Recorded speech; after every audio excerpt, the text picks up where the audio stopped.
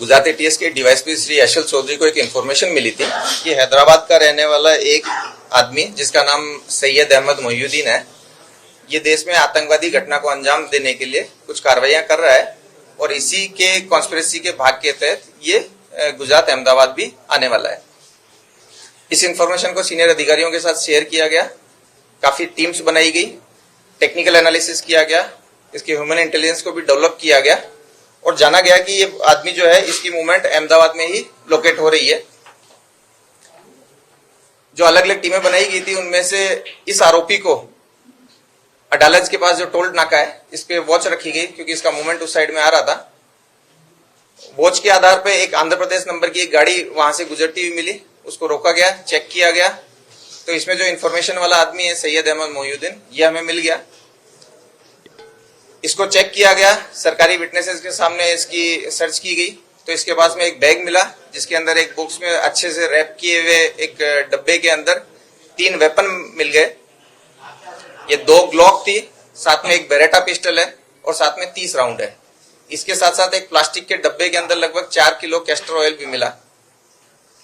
इस सैयद अहमद मोहिउद्दीन को ATS office ला करके डिटेल्ड इंट्रोगेशन किया गया। इसके फोन में भी बहुत सारी चीजें मिली गई, इसके बारे में पूछा गया, इसके इतिहास को जाना गया। तो जो डिटेल्स मिली वो ऐसी थी कि सैयद जो है वो बेसिकली लगभग 35-36 साल की उम्र का एक व्यक्ति है जिसने चाइना से एमबीबीएस किया है। ये काफी पढ़ा लिखा है, काफी रेडिकल मेंटेलिटी है इसकी। ये भारत में मोटे प्रमाण में मतलब बड़ी लोगों को नुकसान पहुंचा पाए इस तरह की आतंकवादी घटना को अंजाम देना चाहता था। इसके लिए बहुत सारे फॉरेनर्स के कॉन्टेक्ट में था। अभी जिस व्यक्ति के साथ इसका सबसे ज्यादा लाइव कम्युनिकेशन था वो एक अब्बू खदीजा नाम से एक टेलीग्राम आईडी थी जिसके साथ एक कॉन्टेक्ट में था, जिसे अपना आमिर मानता था।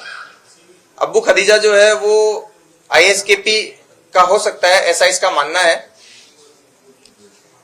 इन्होंने मिलकर के जो राइजिन एक बहुत ही पोटेंट पॉइजन है उसको बनाने की प्रोसेस इसने स्टार्ट की थी। उसके लिए इसने रिक्वायर्ड कैस्टर सीड्स, एसीटोन्स, क्रशर्स वगैरह वगैरह जो इसको चाहिए वो इसने प्रोक्योर किए थे और वो केमिकल प्रोसेस भी चालू कर दी थी। इस पर्टिकुलर विजिट में इसको ये वेपन की डिलीवरी होनी थी। इन वेपन की डिलीवरी के बारे में जब पूछा गया तो ये कलोल के आसपास से इसको एक लोकेशन पे ये डेड ड्रॉप की तरह ये वेपन मिला था।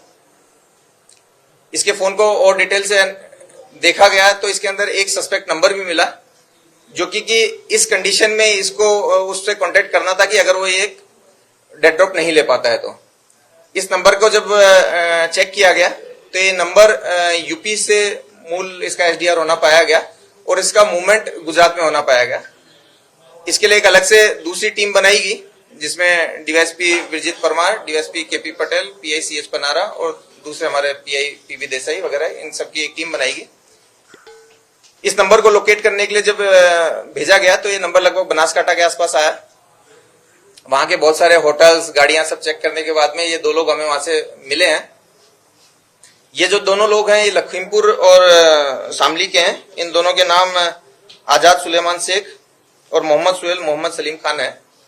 ये दोनों दीनी पढ़ाई किए हुए हैं, काफी रेडिकल हैं। ये भी बहुत सारी फॉरेन एंटिटीज के कांटेक्ट में हैं। इन दोनों ने मिलकर लखनऊ, दिल्ली, अहमदाबाद में कई सेंसिटिव प्लेसेस और भीड़भाड़ वाले जगहों की रेकी की है। साथ ही इन लोगों का जो मूवमेंट है वो कश्मीर में भी दिखाया है इन टेक्निकली। इन लोगों ने ये जो डिलीवरी है, जो वेपन्स की डिलीवरी है, वो हनुमानगढ़ राजस्थान जो कि एक भारत पाकिस्तान बॉर्डर का जिला है, वहां से ये डिलीवरी ली है और डिलीवरी लेकर के ये कलोल में इस डिलीवरी को ड्रॉप करके इन्होंने अपना जो इस जगह के जो फोटो, वीडियो और लोकेशंस है वो अपने फॉरेनर हैंडलर को भेजे थे, जिसके आधार पे सैयद ने इसकी आगे डिलीवरी ली थी।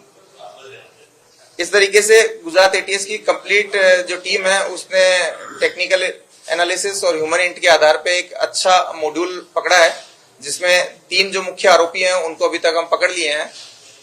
आगे इन्होंने जो डिलीवरी ली उसका सोर्स, ये जो पॉइजन बना रहा है उसका यूज, ये जो फंडिंग कलेक्ट कर रहा है उसके बारे में वो डिटेल इंट्रोगेशन के बाद में हम आपको बता पाएंगे।